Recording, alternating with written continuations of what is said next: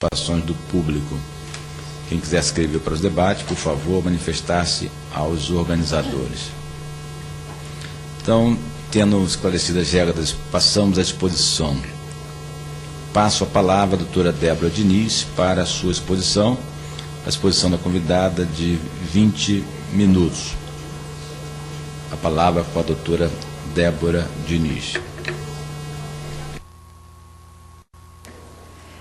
Muito boa tarde a todos vocês. Em particular, agradeço ao deputado Vitor Paulo pela mediação desta mesa de discussões sobre um tema tão importante quanto é o Plano Nacional de Educação e a questão da homofobia.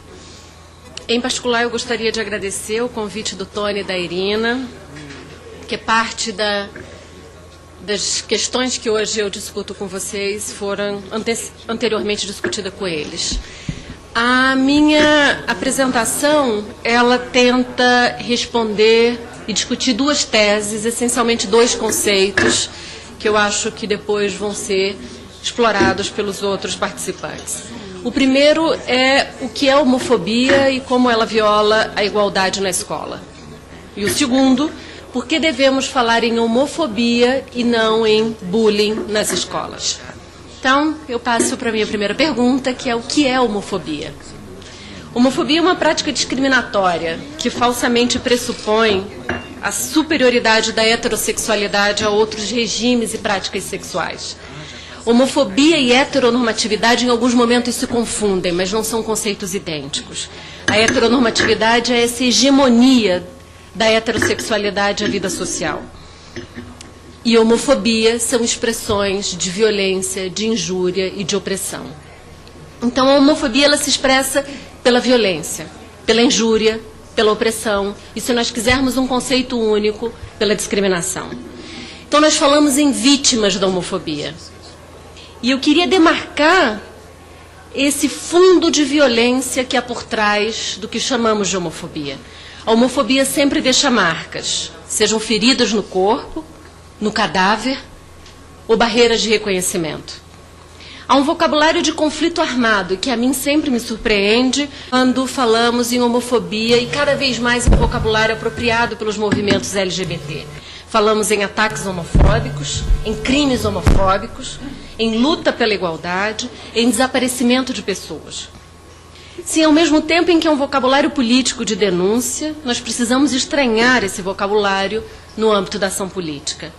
Estamos em uma situação de conflito e de conflito armado para usar esse vocabulário, e a minha resposta é, obviamente, sim. Estamos em um conflito moral, da qual o uso da violência é um dos dispositivos de manutenção da ordem. Então, só há dois destinos ao fora da norma heterossexual: serem vítimas da violência homofóbica ou serem refugiados de sua patrulha moral. Grande parte de nossos refugiados da heteronormatividade, eles estão na escola, descobrindo-se em um ambiente homofóbico. A homofobia é, então, um dos dispositivos que mantém a ordem heteronormativa na vida social. E a escola é um dos espaços prioritários para a garantia ou para a transformação dessa ordem.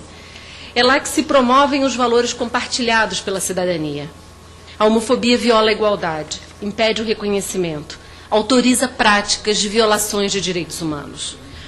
Não há fundamento moral ou ético possível e aceitável para a homofobia. Um homófobo precisa ser silenciado e suas práticas reprimidas. Por isso, a criminalização da homofobia, outro tema em discussão nessa casa, é tão eloquente para a igualdade.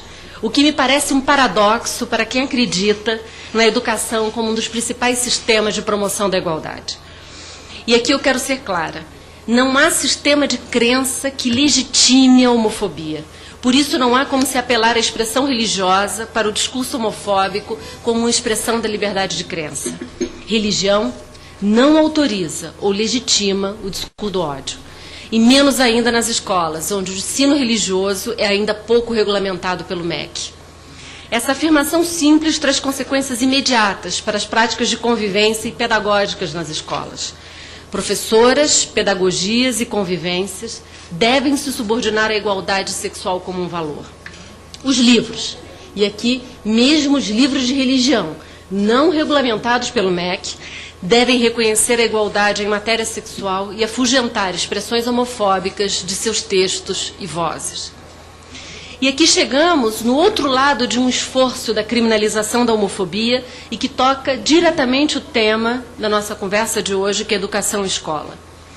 Eu tenho dúvidas, muito embora apoie uma lei de criminalização de homofobia, se uma lei que reprima com a força do Estado a homofobia irá mudar comportamentos e valores. Talvez o iniba, o que já é importante para o direito à vida das vítimas da homofobia. Mas para os refugiados da homofobia, a lei de criminalização não é suficiente. Por isso a escola é um espaço tão prioritário para ações duradouras de promoção da igualdade. A escola mira o futuro, além de atuar no presente. O direito penal persegue o passado nos homófobos. É na escola que nosso principal esforço para a igualdade sexual precisa estar. Mas não é tão simples. Os homófobos podem ser os professores, os diretores das escolas, os autores dos livros, os pais das crianças. A resistência homofóbica e heteronormativa ronda as ações de igualdade sexual. Vejo a controvérsia, que me parece quase resolvida, sobre os vídeos educativos sobre sexualidade, o chamado kit anti-homofobia do MEC. Simplesmente romper o silêncio já pareceu insuportável para a moral heteronormativa, que se mantém por um braço violento, que é a homofobia, e por um braço opressor silencioso, que é a heteronormatividade compulsória, que falsamente supõe que um acoplamento pênis-vagina é o destino da reprodução social e biológica da humanidade. E aqui eu passo para a segunda parte da minha apresentação, que é uma afirmação de que precisamos falar em homofobia e não em bullying. Bullying é um neologismo, com origem na língua inglesa, que diz algo como provocação. A provocação entre crianças é parte de uma socialização naturalizada. Se provoca para se reconhecer os limites e se definir frente ao outro como em um espelho. Mas há outra raiz no conceito de bullying. Quem provoca e quem agride é o valentão. A desigualdade de força e de potência no sujeito que atua pelo bullying. O ator do bullying é alguém que sabe que tem força. E aqui é força física. Ele atua sozinho ou em grupo. Alguns dizem que o bullying sempre existiu. E sim, eu me lembro do meu tempo de escola, sempre havia provocações contra os gordinhos, as meninas vesgas ou as crianças com deficiência. Me lembro também do sofrimento dessas crianças. Em geral, eram crianças solitárias. Eu tento imaginar as consequências dessas provocações injustas para os adultos que somos hoje. Elas foram refugiadas da fúria contra a diferença marcada no corpo. Elas são sobreviventes do bullying escolar, de um tempo em que o neologismo não nos socorria para expressar a indignação pela provocação injusta dos valentões. Aqui está a chave do bullying. É a violência contra o corpo fora da norma. Vejam que não falo em anormal, pois norma e anormal se confundem para a imposição das regras no corpo. O corpo que foge da regra, seja nos olhos da menina vesga, nas pernas do menino cadeirante ou no cabelo da menina negra, é matéria suficiente para a ação do indivíduo ou do grupo provocador. Por isso, estranho, resisto e repudio o uso do neologismo bullying para algo tão antigo e persistente ao universo escolar e com tantas ramificações na discriminação. A discriminação pelo corpo acompanhou a socialização de todos nós nessa sala e acompanha a vida de todas as crianças. Vivemos em uma ordem social que discrimina e oprime a diferença no corpo. A minha descrição da persistência não significa que devamos naturalizá-la.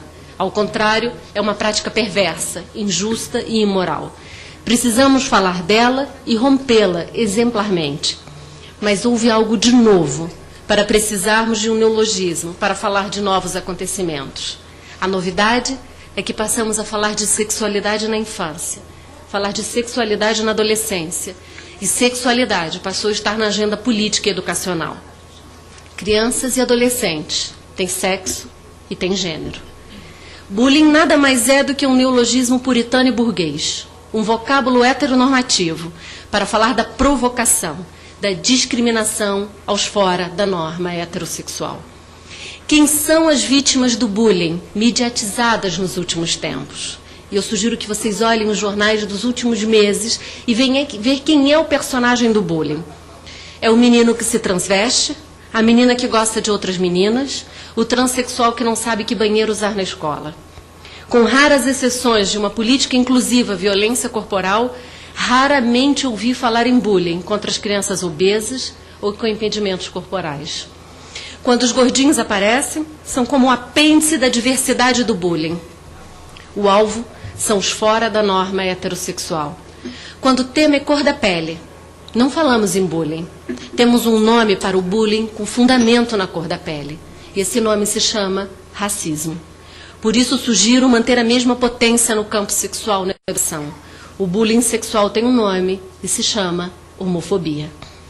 O bullying é um neologismo paradoxal.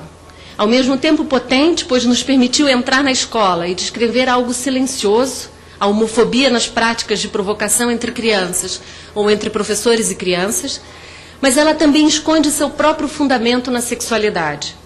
Retiramos a sexualidade do bullying. Não falamos em homofobia. A naturalização do bullying como algo comum e permanente à infância e escola esconde sua matriz heteronormativa. O bullying não é espontâneo nas crianças. Não pode ser natural a socialização das crianças. A origem do bullying que nos interessa hoje é a homofobia, um conceito poderoso e que precisa ser potencializado na educação.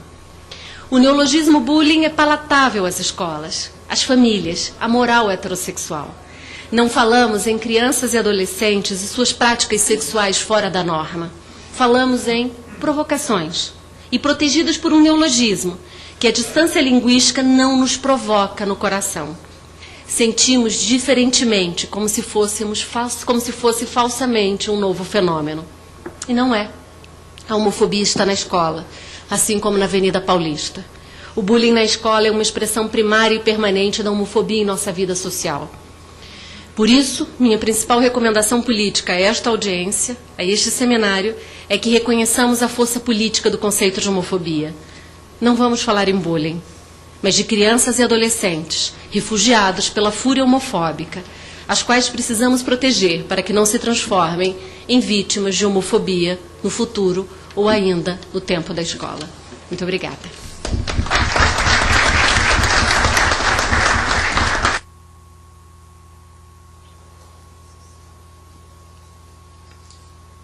Alô. Quero agradecer a doutora Débora Diniz pela exposição e, dando prosseguimento, passo a palavra ao senhor Beto Jesus para a sua exposição. O senhor tem 20 minutos, naturalmente eu vou avisá-lo quando eu tiver 5 e 2 minutos. Boa tarde. Obrigado.